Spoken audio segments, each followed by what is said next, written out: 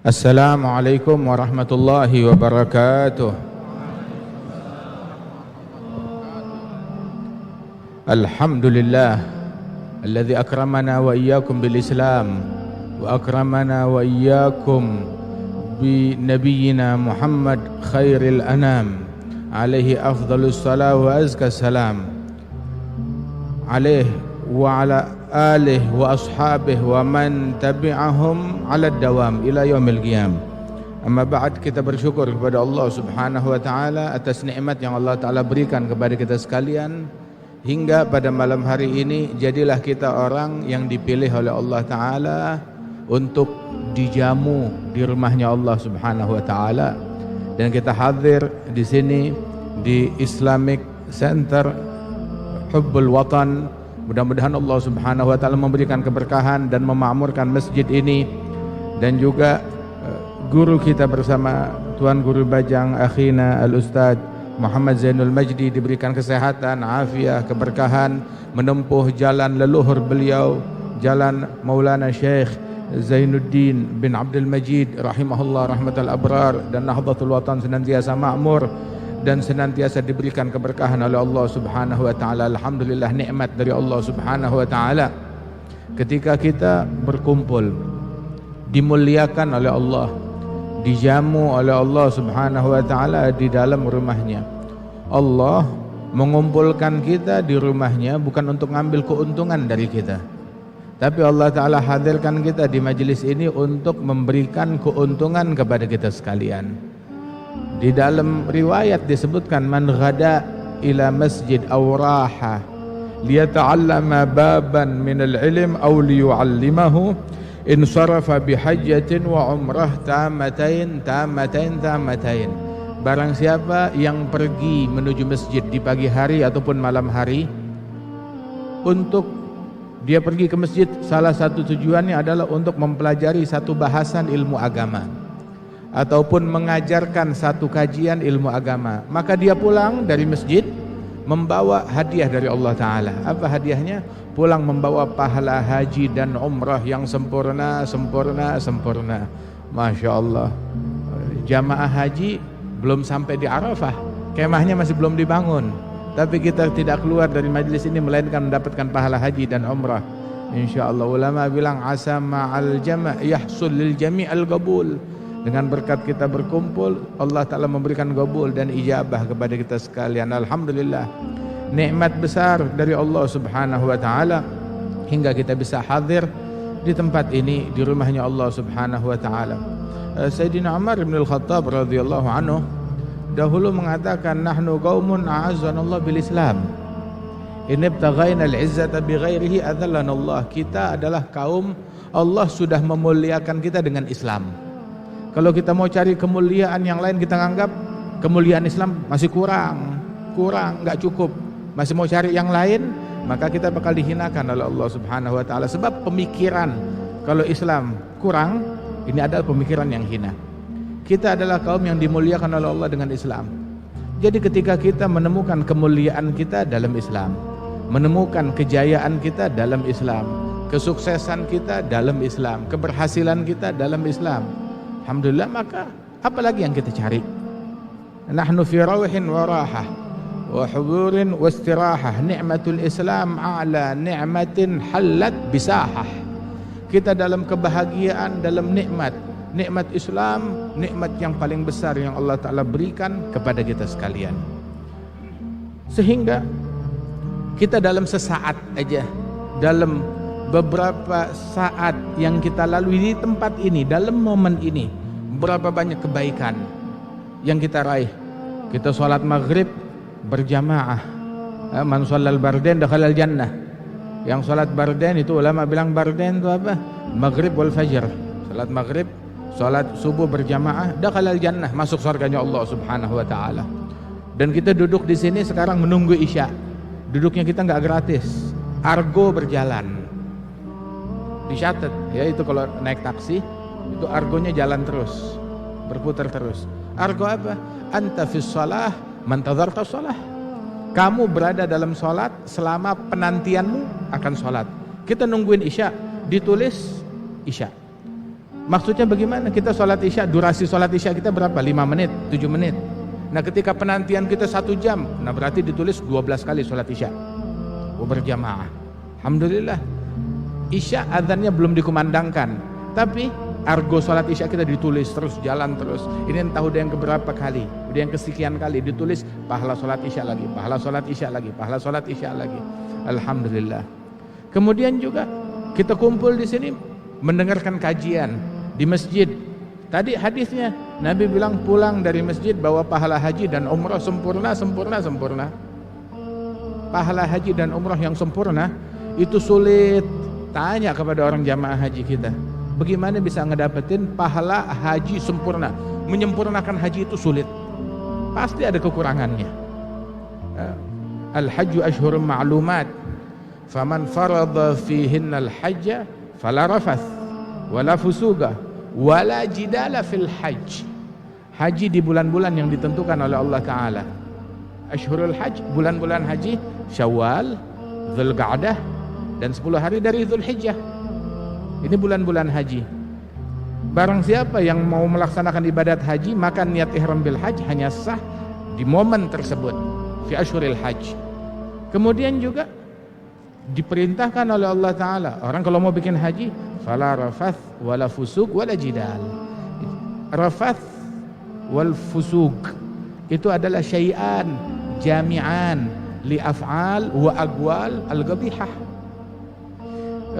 Rafath dan fusuk adalah segala ucapan dan segala perbuatan yang enggak patut, yang enggak pantas, yang enggak layak untuk diucapkan, untuk dilakukan.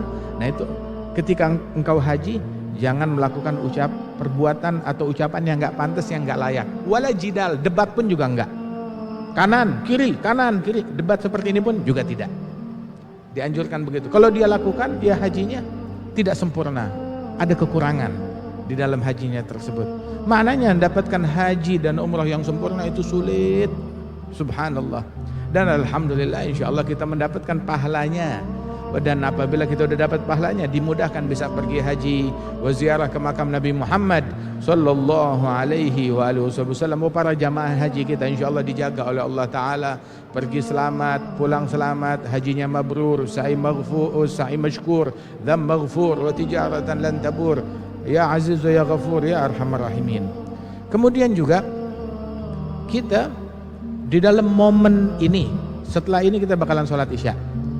Nabi bilang di dalam hadis, man sholal isya fi jamaah fa ka'annama qama nisfal lail. Barang siapa yang sholat isyanya berjamaah dapat pahala seperti pahala tahajud setengah malam. Apalagi disempurnakan nanti subuhnya berjamaah, maka dapat pahala seperti pahala tahajud 1 malam suntuk. Kalau isya jamaah, subuh berjamaah, pahala tahajud 1,5 malam. Kita berjumpa, bersilaturahmi, kita duduk satu sama lain, menatap wajah saudara kita sesama muslim, kita tersenyum di wajah mereka, ditulis sedekah oleh Allah Subhanahu wa Ta'ala. Tabassumuka fi wajhi akhikal muslim sedekah. Kamu senyum di hadapan wajah saudaramu muslim, sedekah. Dan ketika muslim dengan muslim dia berjumpa, saling memberi salam, bersalaman, maka saat itu dosa-dosa mereka berguguran, tatasagat dzunubuhuma, dosa-dosa mereka itu berguguran, runtuh dosa-dosanya. Kemudian Allah Ta'ala turunkan rahmat untuk mereka berdua, dan rahmat tersebut bukan dibagi rata, tetapi dibagi menjadi 10 bagian, 9 bagian untuk yang senyumnya lebih lebar, yang lebih ramah, yang lebih santun, yang lebih lebar. Muslim, mukmin, mukanya jangan sangar, mukanya itu harus murah senyum kepada siapapun. Nabi Muhammad SAW orang yang paling murah senyum.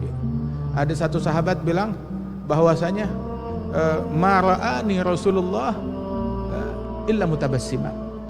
Tiap kali saya jumpa dengan Rasulullah, beliau menatap saya menatap beliau, pasti saya menemukan Nabi sedang tersenyum kepada saya sallallahu alaihi wa alihi wasallam. Wa kana sallallahu alaihi wasallam yahtarisu min ashabihi wa la yatrukul basyashata fi wujuhihim.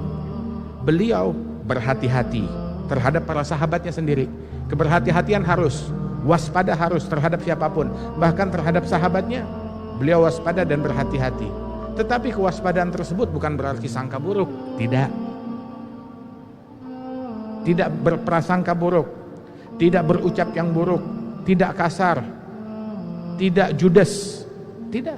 Tetapi walaupun beliau waspada, berhati-hati terhadap para sahabatnya, la yatrukul basyasyata fi wujuhihim, sama sekali tidak meninggalkan paras indah senyuman beliau terhadap para sahabat-sahabatnya.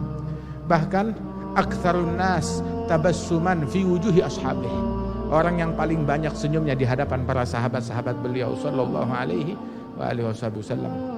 Ada Syekhana Al-Habib Umar, beliau cerita beberapa direktur pimpinan perusahaan mengeluhkan karyawannya yang selalu komplain, selalu ngeluh, sebentar-sebentar demo, sebentar-sebentar demo. Dia punya pabrik, dia punya perusahaan, dia bingung. Minta nasihat kepada salah satu guru, gurunya bilang, mungkin ada satu sunnah yang kamu lalaikan. Sunnah apa? Nah, kamu sekarang kalau keluhan kamu terhadap karyawan, bagaimana sikap kamu kepada mereka? Mereka orang-orang yang paling dekat dengan engkau. Cobalah setiap kamu ketemu dengan mereka, bersikap ramah, senyum, gak usah bahas konflik perusahaan, gak usah bahas dengan mereka. Tapi kamu tiap ketemu mereka, senyum dan menyapa mereka, kasih salam. Betul. Tiap kali dia datang ke kantornya atau ke pabriknya, Assalamualaikum, apa kabar? Assalamualaikum, dia sapa, dia tersenyum, dia sapa semua orang. Dalam waktu beberapa minggu udah gak ada lagi komplain dan demonstrasi yang dilakukan oleh para buruh beliau. Kenapa? Sebab Nabi bilang di dalam hadis, afsyus salam, sebarkan salam. Dalam riwayat Nabi bilang, lan tadkhulul jannah hatta tu'minu wa lan tu'minu hatta tahabu. Ala adullukum ala amalin idza amiltumuhu tahabbtum. Kalian gak bakalan masuk surga hingga kalian beriman, dan belum disebut beriman hingga kalian saling cinta satu sama lain. Jadi kalau muslim saling benci, saling dengki, saling prasangka buruk, berarti belum beres imannya. Apapun klaimnya dia, kalau masih saling benci, saling musuhan, saling dengki, Nabi bilang lan tu'minu hatta tahabbu. Kalian masih belum dianggap sebagai orang yang beriman sampai kapanpun, mau baik sholatnya 1000 rakaat, puasanya 1000 tahun, hajinya 1000 kali, sedekahnya 1000 miliar, selama dia tidak saling cinta kepada sesama muslim, lan tu'minu hatta tahabbu. Kalian masih belum beriman hingga kalian saling cinta satu sama lain.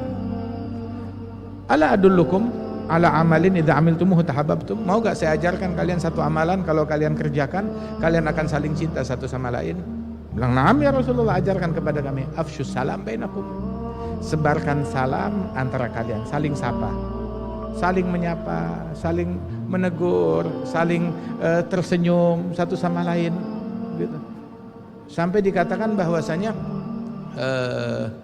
di antara kebaikan Islam ini adalah antugri as-salam ala man arafta wa man lam ta'rif.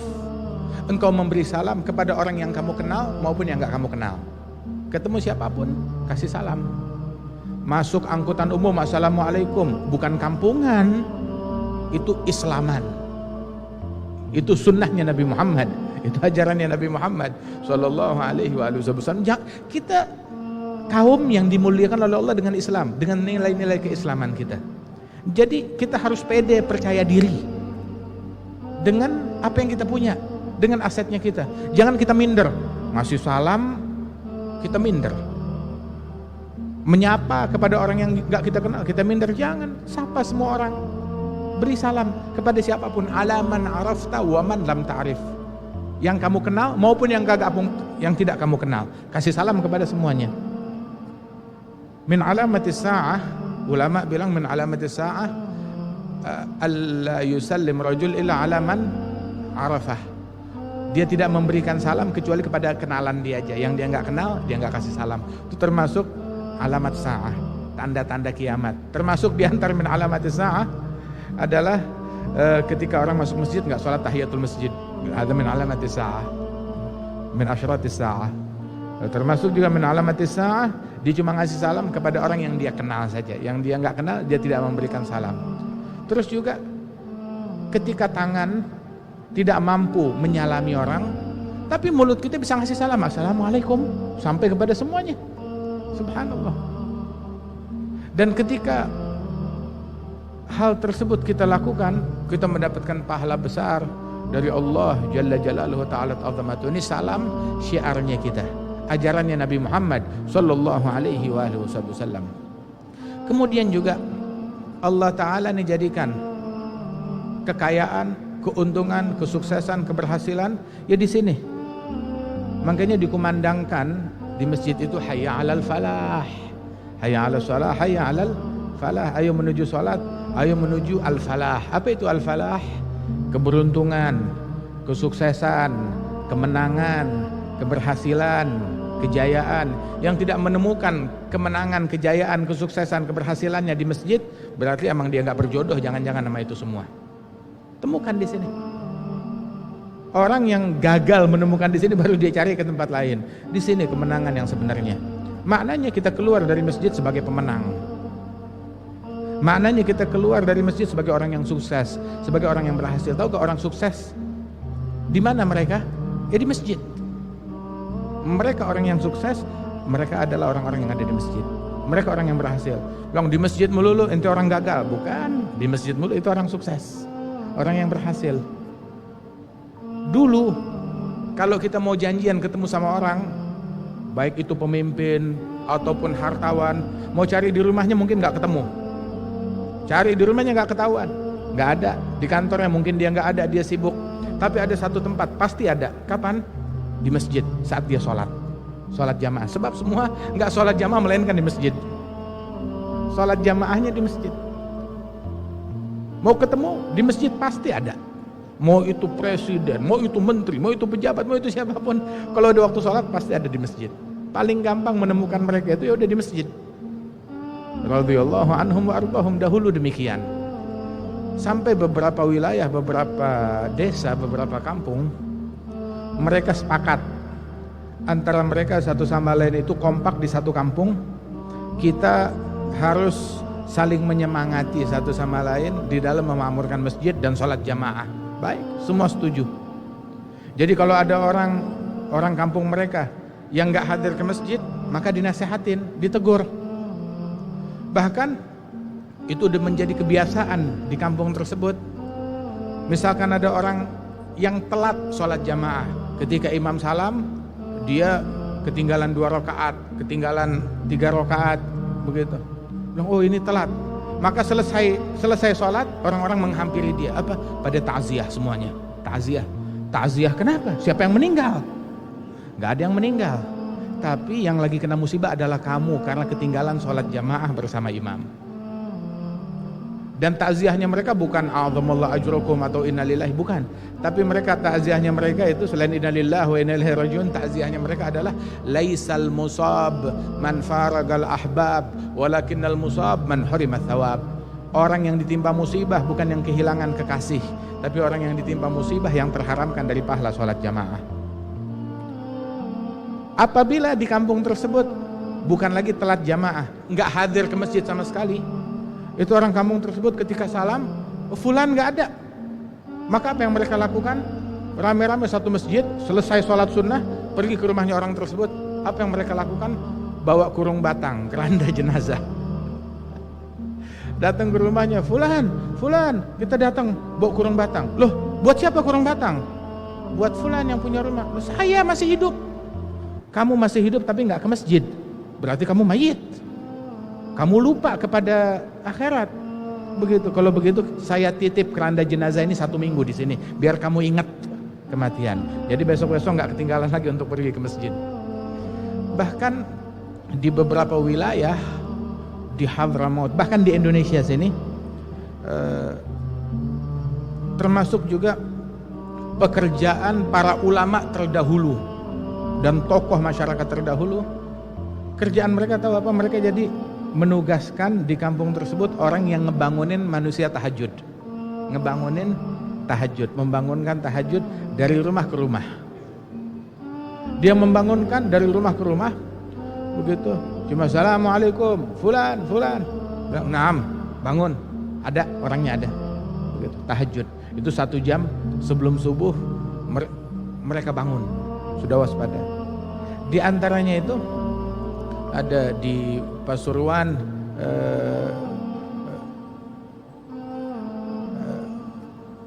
beberapa ulama yang mana dari ulama yang terdahulu tersebut kerjaannya begitu, pergi ke rumahnya tetangganya dan murid-muridnya, membangunkan mereka di rumah mereka untuk tahajud. Subhanallah. Wa hakadha. Nah, saudara-saudara sekalian, itu para kaum arifin billah, para ulama, mereka bilang, laula qiyamul lail wa mujalasatul ikhwan fillah lama ahbabna al-baqa fid dunya. Kalau bukan karena qiyamul lail dan duduk bersama para ikhwan fillah, orang-orang yang kami cintai karena Allah Ta'ala, para awliya wa shalihin, kalau bukan hadir bersama mereka, dan juga bukan karena nikmatnya qiyamul lail yang kami rasakan, niscaya kami gak bakalan betah hidup lama-lama di dunia ini. Tetapi kami betah hidup di dunia karena masih bisa qiyamul lail, masih bisa duduk bersama shalihin, para awliya yang dimuliakan oleh Allah Subhanahu wa Ta'ala. Ambil kesempatan kita dari qiyamul lail tersebut. Nabi Muhammad bilang di dalam hadis, ju'ilat qurratu aini fi shalah. Dijadikan kelezatan saya, kesukaan saya, hiburan saya di dalam salat. Sebagian sholihin ditanya, kamu ketika salat apakah terlintas di benakmu fikiran duniawi? Kamu kalau salat, saat salat, suka gak kepikiran hal lain di dalam salat? Maka beliau balik bertanya, memang ada hal lain yang lebih enak dari sholat hingga saya pikirkan di dalam sholat saya? Gak ada, gak kepikiran. Masalahnya buat kita, kalau buat orang dulu yang paling nikmat adalah sholat, tapi buat orang sekarang yang paling gak enak adalah sholat. Sehingga kalau udah ada panggilan adzan, memutus kesenangan kita, mengganggu kita. Nabi Muhammad kalau mendengar adzan masuk waktu sholat, beliau bilang kepada Sayyidina Bilal, arihna biha ya Bilal, hibur kami dengan ajakan salat, dengan wahai Bilal. Menjadi hiburan, menjadi rehat, menjadi kesenangan, kesukaan, ketentraman, kedamaian ketika salat. Dan segala hal yang menjegal mereka dari salat dianggap itu bawa sial. Ada satu sholihin, saat dia salat di kebunnya, dia punya kebun indah, ada sungainya, ada kurmanya, indah, ada mata airnya, ada sumurnya. Saat dia sholat, sedang sholat sunnah di sana, tahu-tahu dia melihat burung hinggap dari satu ranting ke ranting yang lain. Untuk sesaat dia lupa akan sholatnya. Kemudian dia nggak tahu, saya sholat berapa rakaat, kurang 1 rakaat atau kurang 2 rakaat. Sudah dia lakukan sesuai ajaran yang diajarkan dalam fikih. Setelah dia salam, dia bilang, kalau begini caranya ini kebun membuat saya lalai dari sholat saya. Ini bawa sial kebun ini. Apa yang dia lakukan? Diinfakkan semuanya di jalan Allah. Diinfakkan, disedekahkan di jalan Allah. Kenapa disedekahkan di jalan Allah? Sebab dia membuat saya lalai dari sholat saya. Subhanallah. Kaum, sekelompok manusia yang menyaksikan kebahagiaan mereka, keberuntungan mereka, kenikmatan mereka di dalam sholat mereka, di dalam tahajud mereka. Mereka kalau misalkan telat qiyamul lail, nganggap diri orang paling hina, orang paling sial di dunia. Ditanya, siapa orang yang paling rugi? Yang gak bangun malam, itu hari yang paling apes kalau luput qiyamul lail.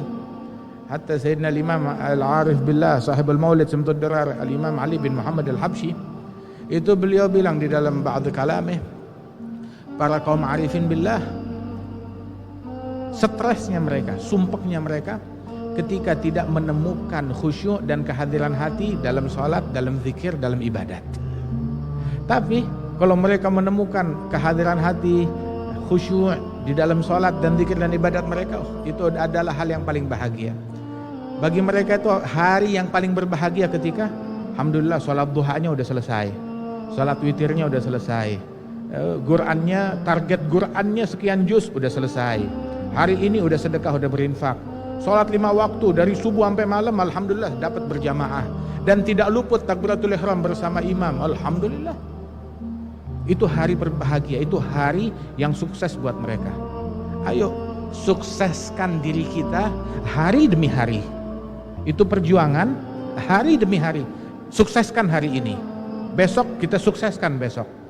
Sukseskan hari ini dengan sholat jamaah kita setelah ini. Kemudian setelah sholat isya, sholat witir.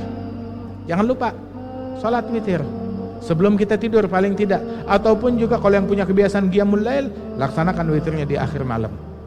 Atau sebagian dia kerjakan sebelum tidur, sisanya dia kerjakan menjelang subuh. Jangan luput bangun malam walaupun 15 menit sebelum subuh. Itu sebagian solehin bilang, ya waladi la yakunu dik akyas mink. Wahai anakku, wahai muridku, jangan sampai ayam jago lebih baik daripada engkau. Jangan kamu kalah dari ayam jago. Apa itu ayam jago? Sebelum subuh dia udah bangun dan dia berkokok. Jangan kalah dari ayam jago, bangunlah sebelum subuh. Subhanallah. Temukan keberuntungan kita di situ. Nabi sampai bilang di dalam hadis, man fatathu salatul asr faka'annama wutira ahluhu wa maluh. Barang siapa yang luput, yang ketinggalan, yang telat salat asar, itu bagaikan orang yang terkena musibah. Apa musibah? Musibah dengan dijarah dan diculik seluruh keluarga dan hartanya hilang. Musibahnya macam begitu. Dan tahu gak ada musibah yang lebih besar dari itu? Ketika orang kena menganggap ketinggalan sholat asar bukan musibah, nah itu musibah. Berarti otaknya gak beres. Udah dia kena musibah kehilangan pahala, dan dia kena musibah kalau kehilangan dia bukanlah suatu musibah. Itu bencana yang menimpa akal. Waliyadzubillah. Walidzalik hatta sebagian salihin tahu-tahu dia menjerit innalillahi wa inna ilaihi raji'un, innalillahi wa inna ilaihi raji'un. Bilang, kenapa? Siapa yang meninggal? Bilang, lagi di masjid, saya lupa bawa siwak. Kirain ada yang meninggal, nggak taunya dia lupa bawa siwak saat pergi ke masjid. Kata sampai seperti itu mereka. Nabi sekali keluar ke pasar menemukan seseorang, dia duduk stres seperti ada orang yang terkena mental gitu, stres, terdiam. Maka ditanya, maluh, kenapa dia? Ada apa dengan dia? Dikelilingin oleh orang-orang pasar. Ya Rasulullah, dia punya unta bagus, unta mahal. Untanya dia tambatkan di tempat ini, terus dia pergi belanja, saat pulang untanya hilang. Itu unta nggak ada bandingnya. Nabi bilang, dengar begitu, oh, adzun annahu fatathu takbiratul ula ma'al imam. Saya kira dia sedih, dia nangis, dia stres gara-gara ketinggalan takbiratul ihram bersama imam. Gak taunya cuma ketinggalan onta, kehilangan onta. Maka itu orang mendengar ucapan Nabi tersadar dan berkata, ya Rasulullah, apakah takbiratul ihram bersama imam lebih baik daripada unta saya? Nabi bilang, takbiratul ihram bersama imam khair min ibilak wa min mil'id dunya ibil. Lebih baik dari untamu dan unta seisi dunia, kata Rasulullah sallallahu alaihi wasallam. Hadza nabiyuna Muhammad yang mengatakan, fal fadlu fi takbiratul ihrami bil ishtighal agibal imami, kata Ibn Ruslan dalam Zubatnya, likulli syai'in safwatus salat takbiratul ula ma'al imam. Segala sesuatu ada intisarinya. Intisari salat takbiratul ihram bersama imam. Sampai seperti itulah orang-orang dahulu tuh diajarkan oleh Nabi Muhammad sallallahu alaihi wasallam.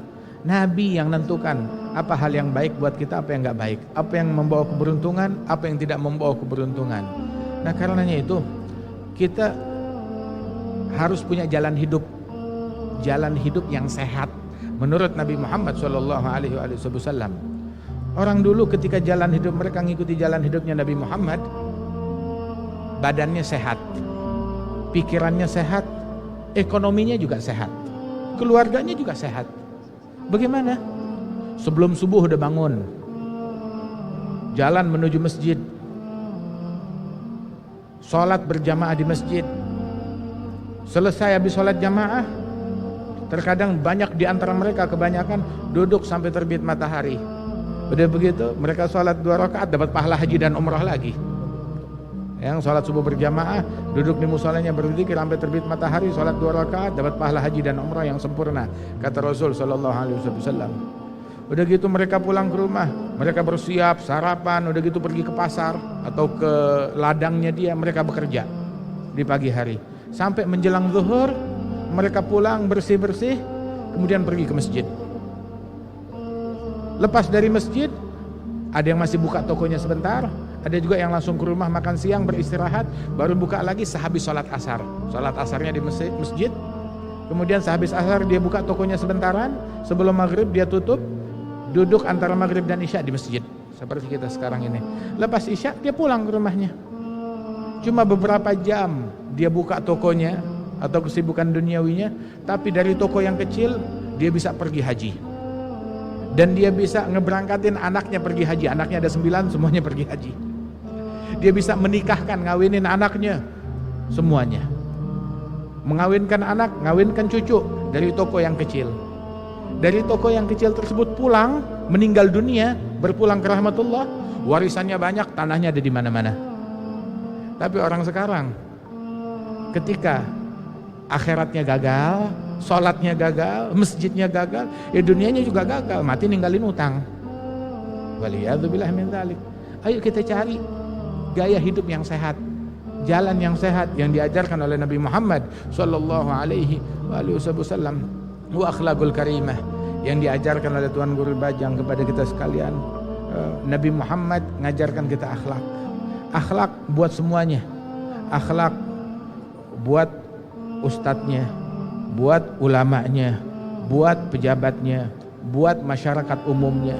Akhlak kepada semuanya, kepada keluarga, kepada istri, kepada anak-anak, yang mana mereka merupakan ring satunya kita, kepada rekan kerja kita.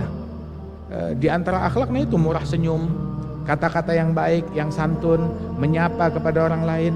Itu akhlak yang diajarkan oleh Nabi Muhammad SAW. Sampai dulu kita tuh kalau nyari ustadz, ulama dulu bilang, lihat akhlaknya, pelajari akhlaknya. Syekhana Al-Habib Umar, beliau cerita, ada satu ayah, dia sekolahkan anaknya belajar, nuntut ilmu kepada ustadz di masjid.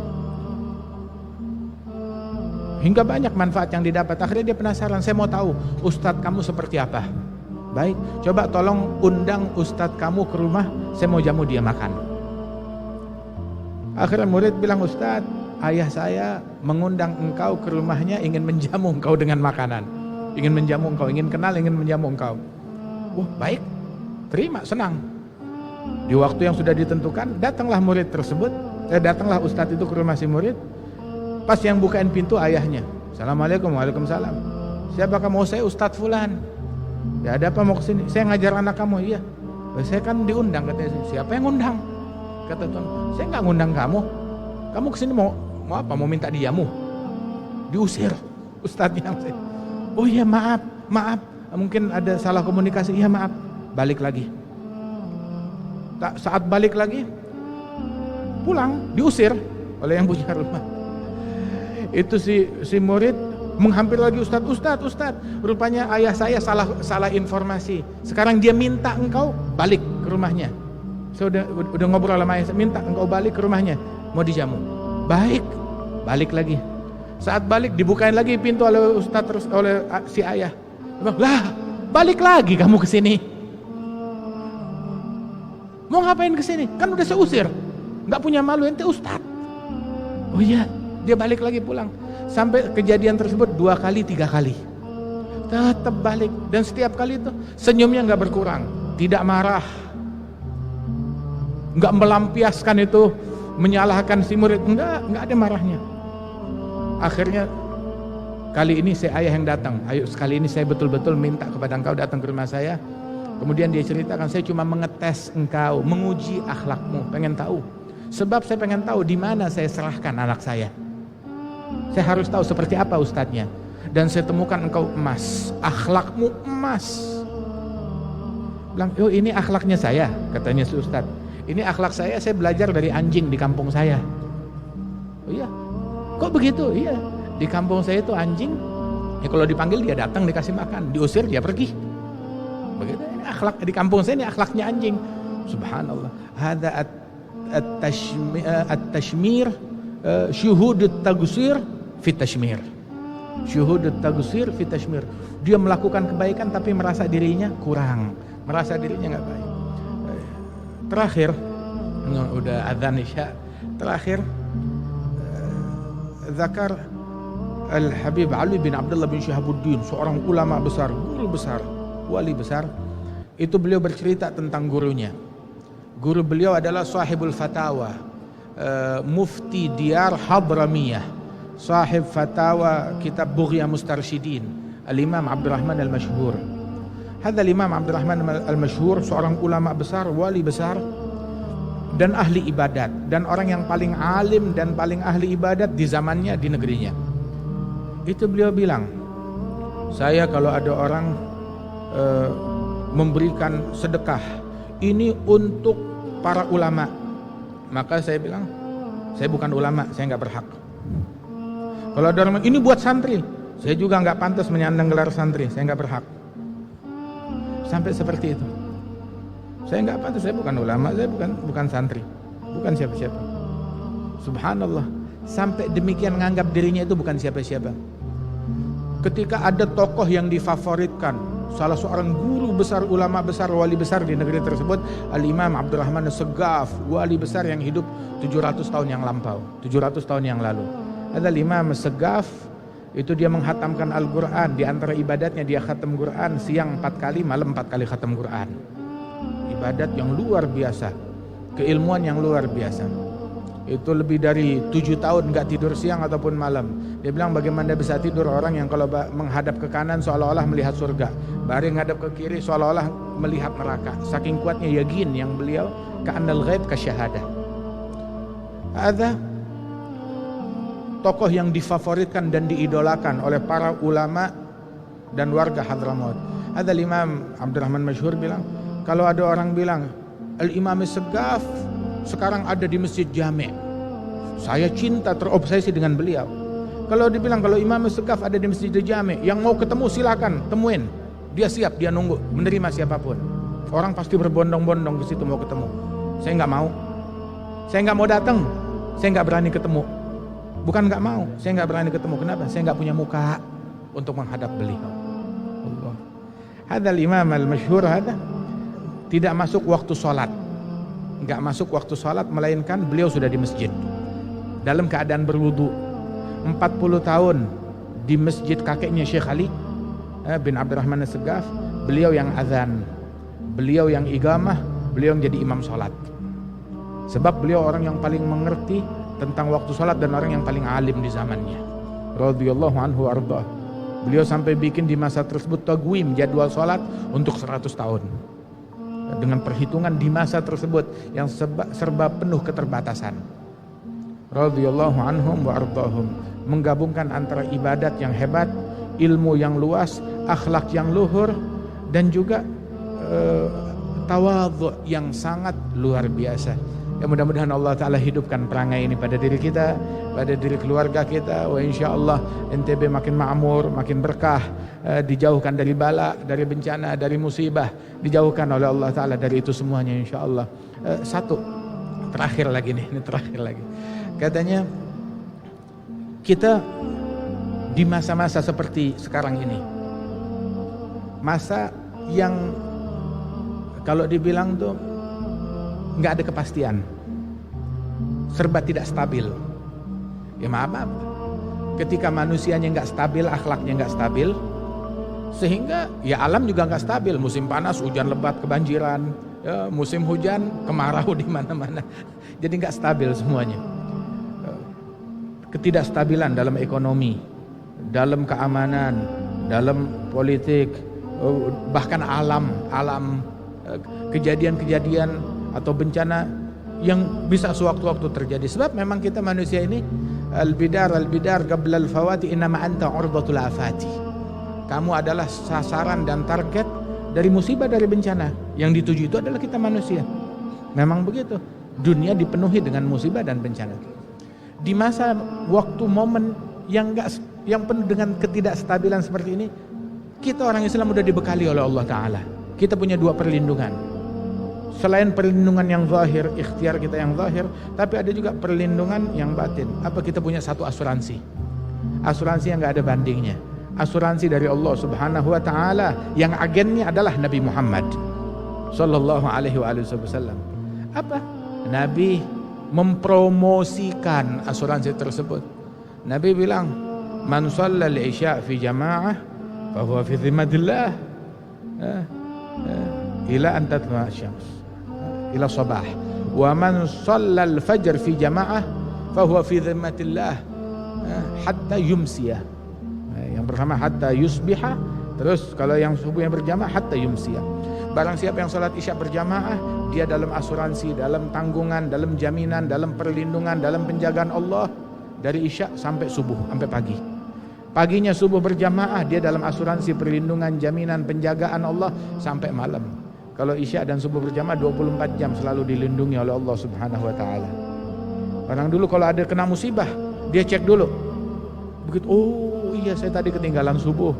Oh iya saya tadi ininya enggak berjamaah. Introspeksi diri.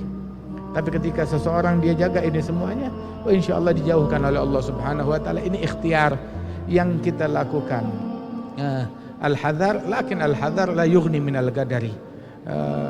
Mudah-mudahan Allah taala jaga kita dan dijauhkan dari musibah, dari bencana, dan Tuan Guru Bajang diberikan kesehatan dan keberkahan.